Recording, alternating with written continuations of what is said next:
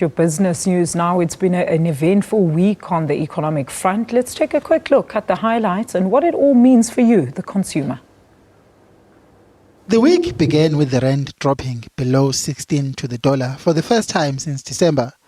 This after Finance Minister Pravin Gordhan complained that the Hawks investigative unit was threatening him over the so-called SARS rogue spy unit. The rand could have weakened further if the US Federal Reserve Bank had hiked interest rates during the week. But it opted not to hike, citing weak US growth and slower job creation. However, that did not stop the South African Reserve Bank from hiking local interest rates, citing rising food inflation in the main. Given the upside risk to the inflation forecast and the protracted period of the expected breach, the MPC decided that further tightening was required to complement the previous moves. The decision boosted the rand.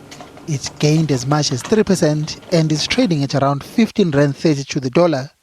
But the rate hike is going to pile more pressure on struggling South African consumers. It's the third rate hike since November and the sixth since 2014. Poor people are going to pay quite a hefty price. We already beginning to see that. We've seen the kind of slowdown that we've seen in the economy. Also, we've seen the interest rates rising as the Reserve Bank tries to cap inflation, which is primarily as a result of the weakening of the currency. More bad news for consumers is the rising oil price.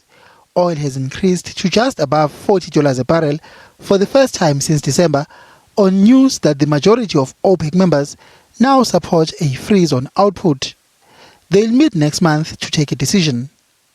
With the rand remaining weak, the rise in the oil price means the petrol price is set to increase in the coming months, along with food prices, which all adds up to more misery for the battered South African public. Mbongeni Mucho, SABC News, Johannesburg.